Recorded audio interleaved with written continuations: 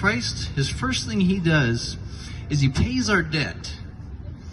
And he stabilizes our spiritual state.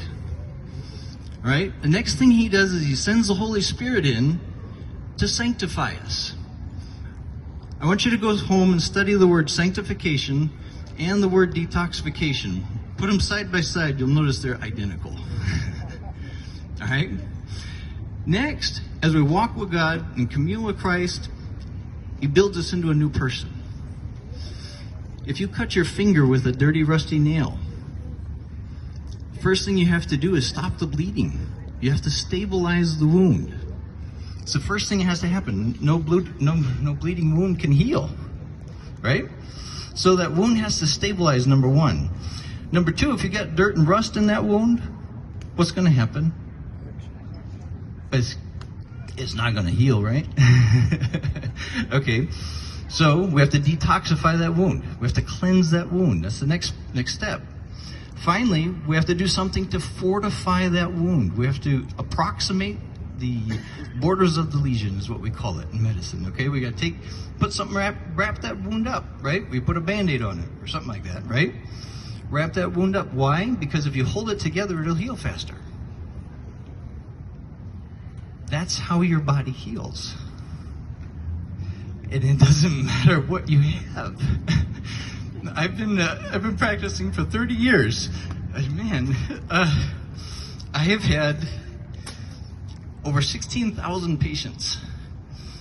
Most of them with cancer. Most of them with really, really nasty, terrible stuff. And you know what? This simple little process of stabilize them, detoxify them, and rebuild them works. And it doesn't matter what they have, because you are designed to heal. It comes back to that very, very simple thing. You are designed to heal. And the process through which you heal starts with stabilization, progresses by detoxification. No dirty wound ever heals. Correct? That's universal. It's spiritual, mental, physical, right? No dirty wound will ever heal. Therefore, you have to clean it. You have to detoxify it. Finally, you have to do things that will rebuild you.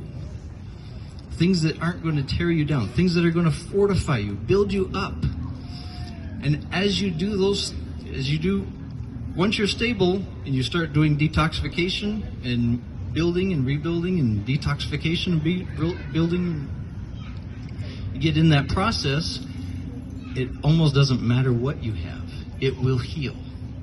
Or it will heal to the best of your capacity. I wanted to say just a couple things before I get out of here. Oh yes. God doesn't care what your diagnosis is, and neither does your body. Okay? Neither God nor your body care what your diagnosis is. You are designed to heal. Okay? Illness isn't God's fault. He never makes people sick. Okay? It's always something we bring upon ourselves somehow, some way. Okay? One of the things I've been saying over and over and over again is freedom of choice is the polar opposite of freedom from choice. Okay? Freedom of choice means you have freedom. Freedom from choice means you're in a dictatorship. Period.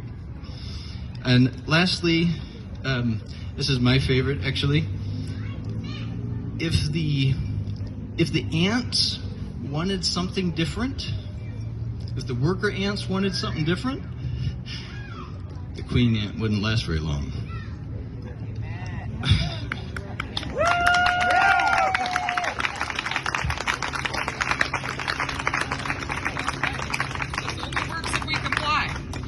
I just heard that the farmers market is requiring proof of vaccination in order to attend the farmers market.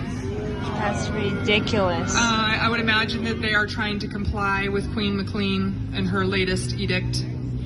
I would suggest that you look up the Boise Farmers Market, contact them, let them know you're not in favor of this. This is going to hurt their businesses.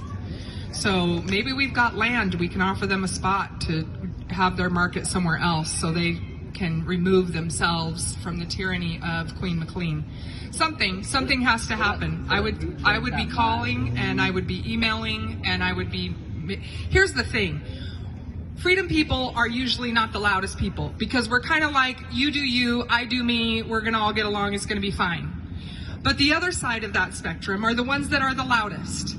And I will tell you, when I went to the Boise Co-op, one of the workers there was very upset to have to put a mask back on his face. And he said, if you are as upset as I am by the fact that I have to be humiliated to come to work every day, can you please email the board or the managers and let them know? Because the only ones who complain are the ones that are afraid and want the masks. And we never hear from people like you. So we have to talk to them and tell them that we're okay. We feel safe. We would like to be able to shop at those places, but we're not going to under these conditions. We're going to go somewhere else, and it's